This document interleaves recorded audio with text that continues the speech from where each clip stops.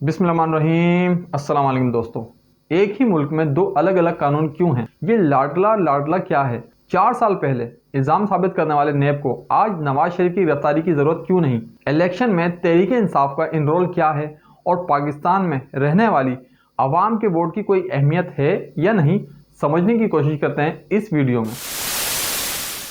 दोस्तों, पहले लाडला कोई और था, अब लाडला कोई और बन गया है। जब इमरान खान इस्टेब्लिशमेंट को बहुत पसंद थे तो इन्हें सपोर्ट मिलती थी, और अब जब तक मियां नवाज शरीफ इस्टेब्लिशमेंट के महबूब रहेंगे इन्हें भी सपोर्ट मिलती रहेगी। इस टाइप के अल्फाज हर उस शख्स से सुनने को मिलते हैं जिनसे इलेक्शन और इलेक्शन कैंपेन के बारे में सवाल किया जाए। दोस्तों, पाकिस्तान के साबिक प्राइम मिनिस्टर नवाज शरीफ की पाकिस्तान वापसी के बाद से मुल्क में नून लीग, पीपल्स पार्टी समेत और जो दूसरी तमाम सियासी पार्टियां खुलकर इलेक्शन कैंपेन चलाने और एक दूसरे के साथ राब्ता रखने की मुहिम में मसरूफ हैं, और दूसरी तरफ पाकिस्तान तहरीक इंसाफ को जलूसों की इजाजत नहीं मिलती और कभी तो जलसे करने की कोशिश करने वालों के खिलाफ क्रैकडाउन किया जाता है। एक साइड पर तो नवाज शरीफ पर भी इल्जामात हैं जिन्हें इनकी पार्टी पहले से ही सियासी इंतकाम करार देती रही है और अब ये रिलीफ हासिल कर रहे हैं, और दूसरी साइड पर इमरान खान ऐसे ही सियासी बुनियादों पर कायम समझे जाने वाले केसेस भुगत रहे हैं और जेल में बंद हैं। अभी हाल ही में नवाज शरीफ और इनके साथ इनकी पार्टी के कई लीडरों को मिलने वाला रिलीफ है, लेकिन असल में पाकिस्तान की जो सियासी तजज़ियाकार हैं वो इस्टेब्लिशमेंट की सपोर्ट से जुड़ी लाडले की हर मामलात को मुल्क में जमहूरियत और मुस्लिम लीग नून के खुद के अल्फाज के बोर्ड को इज्जत दो के नारे के लिए खतरनाक समझते हैं। दोस्तों, आप लोगों को याद होगा कि जुलाई 2018 में पाकिस्तान की एक अदालत ने नवाज शरीफ को लंदन के महंगे तरीन इलाकों में एक इलाका है, इन इलाकों में 4 अपार्टमेंट्स की खरीदारी के लिए मनी ट्रायल ना देने के जुर्म में 10 साल की कैद सजा सुनाई थी, और शरीफ खानदान पर इल्जाम था कि नवाज शरीफ ने इन प्रॉपर्टीज को गैर कानूनी तरीके से हासिल की गई रकम से खरीदा है। नवाज शरीफ की बेटी मरियम नवाज को भी इस केस के जुर्म में मदद करने के इल्जाम को साबित करने में नाकाम रही, और ये भी साबित नहीं कर सकी कि नवाज शरीफ के बच्चे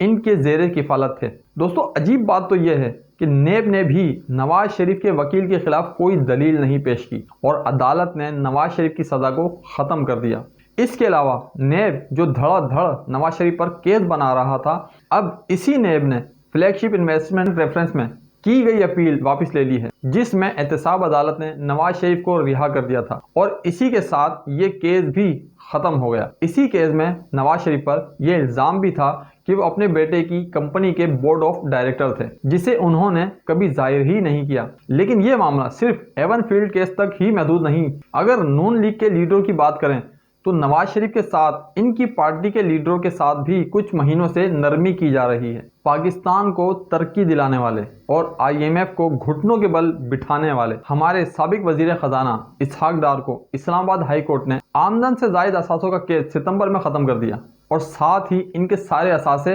बहाल करने का हुक्म भी जारी कर दिया। नून लीग के 2 साबिक वजीर जिन पर 2018 में केस बनाया गया था, एक साबिक वजीर ख्वाजा सादर रफीक और दूसरे इनके भाई जो पंजाब के वजीर सेहत थे, इनके केसेस में भी यही सूरत हाल नजर आती है कि इन दोनों सियासतदानों के खिलाफ पैरागॉन हाउसिंग सोसाइटी में बेज़ाब्तगियों के रेफरेंस थे, जिनमें नेब की अदालत ने 11 अक्टूबर को दोनों को ही बेगुनाह करार दे दिया। जुलाई 2019 में मनशियात रखने के इल्जाम में गिरफ्तार साबिक वजीर कानून राना सनाउल्लाह के खिलाफ केस में सुप्रीम कोर्ट ने एंटी नार्कोटिक्स फोर्स की जमानत की मनसूखी की अपील को मुस्तरद करते हुए इनकी जमानत को बरकरार रखा। लाहौर हाई कोर्ट ने एफ डेरियन कोटा केस में कौमी असेंबली के साबिक रुकन हनीफ अब्बासी की सजा को कल अदम करार देकर इन्हें बरी कर दिया, और जबकि इन पर यह केस 2018 में बना था। और अब इन हालात को देखते हुए PTI की बात करें तो 2018 में हुकूमत बनाने वाली इमरान खान की पार्टी तहरीक इंसाफ को एक अजीब व गरीब सूरत हाल का सामना करना पड़ रहा है। PTI के ज्यादातर लीडर को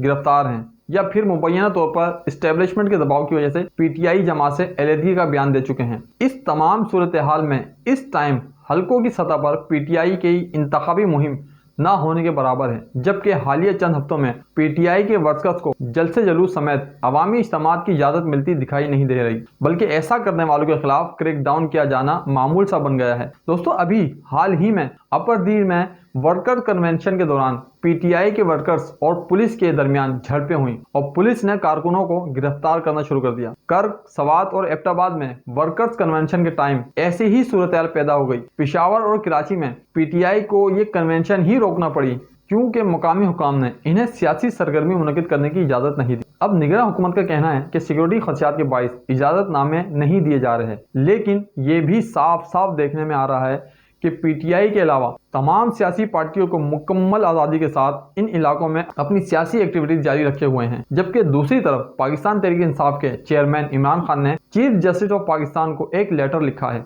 जिसमें कहा गया है कि इनकी पार्टी को इलेक्शन की सरगर्मियों के सिलसिले में जलसे जुलूसों की इजाज़त नहीं दी जा रही और साथ ही लोगों को गिरफ्तार भी किया जा रहा है। तो अब क्या ये हकीकत है कि पीटीआई के मुकाबले में और दूसरी पार्टियां और ख़ास तौर पर नवाज शरीफ और उनकी पार्टी को ख़ास तौर पर रियायत दी जा रही है? दोस्तों, शहजाद मलिक लिखते हैं कि मैं उस टाइम अदालत में मौजूद था जब इस्लामाबाद की एहतसाब अदालत ने साबिक वजीर आजम नवाज शरीफ को एवनफील्ड रेफरेंस में 10 साल और 80 लाख बरतानवी पाउंड के जुर्माने की सजा सुनाई थी और मैं उस टाइम भी अदालत में मौजूद था जब 5 साल के बाद इस्लामाबाद हाई कोर्ट ने साबिक प्राइम मिनिस्टर को चंद मिनट की समाअत के बाद इस केस से बरी कर दिया। इस अरसे के दौरान अदालतों और नेब के अफसरान के रवैये में जमीन और आसमान का फर्क देखने में आया है, क्योंकि पहले जब एहतसाब अदालत में इस केस की समाअत होती थी तो नेब के प्रोसिक्यूटर ये बताने की कोशिश करते थे कि लंदन के महंगे तरीन इलाकों में फेयर और पार्क लेन के नज़दीक मौजूद 4 फ्लैट्स न सिर्फ नवाज शरीफ की मिल्कियत हैं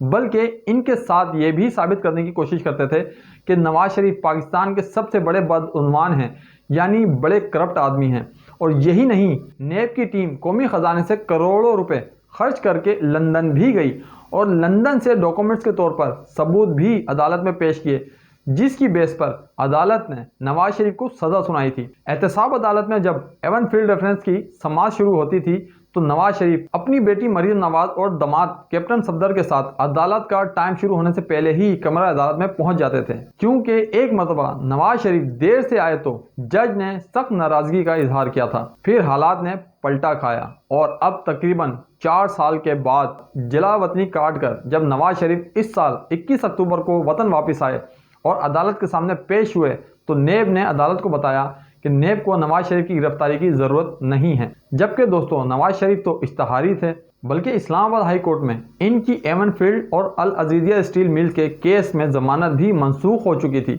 और अब हालात ये हैं कि नवाज शरीफ एवनफील्ड रेफरेंस में एहतसाब अदालत के फैसले के खिलाफ इस्लामाबाद हाई कोर्ट आते हैं तो उनकी सिक्योरिटी के लिए काफ़ी सख्त इकदाम किए जाते हैं। एवनफील्ड के फैसले के खिलाफ अपील पर नवाज शरीफ के वकील जब इस्लामाबाद हाई कोर्ट में दलाइल दे रहे थे तो उसी दौरान अदालत ने नेब से पूछा कि क्या इनके पास इस केस में मुजरिम के खिलाफ सबूत मौजूद हैं। तो नेब प्रोसिक्यूटर ने कहा कि वो तो नवाज शरीफ के खिलाफ रेफरेंस दायर ही नहीं करना चाहते थे, बल्कि उन्होंने तो ऐसा सुप्रीम कोर्ट की तरफ से पनामा लीक्स में दिए गए हुक्म पर किया था, जिसके बाद अदालत ने नवाज शरीफ को इस केस से बरी कर दिया। और इसके साथ ही नेब फ्लैगशिप केस में भी हाई कोर्ट में दायर अपील वापस ले ली, जो उन्होंने एहतसाब अदालत के फैसले के खिलाफ दायर की थी, जिस पर अदालत ने नवाज शरीफ को बरी कर दिया। दोस्तों, एक और सीनियर जर्नलिस्ट तजज़ियाकार असमत शराजी समझती हैं कि इस्टेब्लिशमेंट का लाडला होने की बदौलत नवाज शरीफ अपने वोटर्स का एतमाद खो सकते हैं, जो उनके वोट के इज्जत दो के नारे की बुनियाद पर उनके साथ खड़ा था। वैसे तो ये लेबल इनके सियासत के लिए नुकसानदेह है। फिलहाल मुस्लिम लीग नून की क़यादत खामोशी से काम ले रही है।